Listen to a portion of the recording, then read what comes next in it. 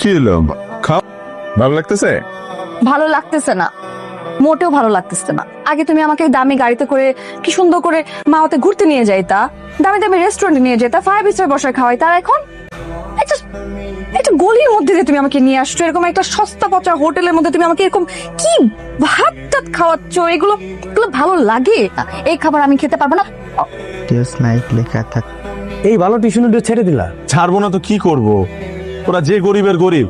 আগেরটার গল্প শুনে তো আমি ইলুশনে যেতাম, আর এটার গল্প শুনে আমি ডিপ্রেশনে চলে যেতেছি। কি ব্যাপার, আজকে শুধু নিরামিষ? মাছ টাছ নাই? মাছ তো ছিল 2 দিন আগে, শেষ হয়ে গেছে। এটা খেতে অসুবিধা হচ্ছে? আমি ডিম ভেজে দিবে? আরে না না, আমার ক্ষেত্রে সমস্যা হচ্ছে না, সমস্যা তো আমার তোমাকে নিয়ে। তোমার এগুলো খেতে কষ্ট হবে না? কি বলো, আমি তো রান্না করছি, আমার কেন অসুবিধা হবে? দেখো সুমন, আমি আগে কি ছিলাম, কি করতাম, সেগুলো ভেবে না কোনো লাভ নেই। এখন বর্তমানে আমি কেমন আছি সেটা হচ্ছে আসল কথা। তোমার 14 গোষ্ঠী তো অনেক বড় লোক, তাই না? তুমি কোনোদিন তাদের কথা আমাকে বলবা না, জিজ্ঞেসও করবা না।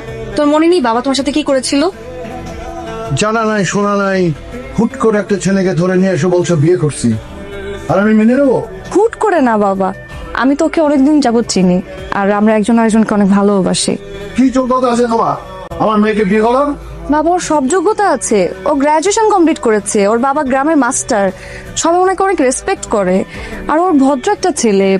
আর কি লাগে বাবা? এরকম গ্রাজুয়েট ছেলে ফুটপাতেও পাওয়া যায়। এখন এই সবকিছু জানার পরেও যদি তোমার মনে হয় যে তুমি আমাদেরকে একসেপ্ট করবা না, তাহলে আমি সুমনের হাত ধরে বাড়ি ছেড়ে এখনই চলে যাচ্ছি। যাও, চলে যাও। তোমার যতটা জেদ আছে আমার কিন্তু সেই অনুযায়ী কম নেই। আমার কাছে না ভালোবাসা অনেক বেশি ইম্পর্টেন্ট। এই টাকা পয়সা আমার কিছু দরকার নাই। আসসালামু আলাইকুম। ওয়ালাইকুম আসসালাম। সুমন পাটোয়ারি, রাইট? জি স্যার, আমি আসলে সুখী মানুষ নামে একটা বই লিখতে চাই, এবং সেটা আপনার জীবনের উপর লিখতে চাই, মানে আপনার বায়োগ্রাফি। আমি সুখী মানুষ কিনা সেটা আমি বলতে পারবো না, তবে তুমি যখন আমার বায়োগ্রাফি লিখতেই চাচ্ছ তাতে আমার কোনো আপত্তি নেই। মানুষ তার সফলতায় সুখী হতে পারে, কিন্তু পয়সা থাকলেই সে সুখী হতে পারে না। আমি তার জ্বলন্ত প্রমাণ। হাসান সাহেব, আমি বললাম তো আপনার একদম টেনশন করার কোনো কারণ নেই। আজকে স্কুলে কি হয়েছে? আম্মু, এটা না তুমি তোমার মাকে গিয়ে দেখাও, যাও। হ্যাঁ, বলছিলাম কি, মেয়েটা বলছিল আমরা তো অনেকদিন ঘুরতে যাই না, চলো না আমরা 3 জন দূরে কোথাও থেকে ঘুরে আসি।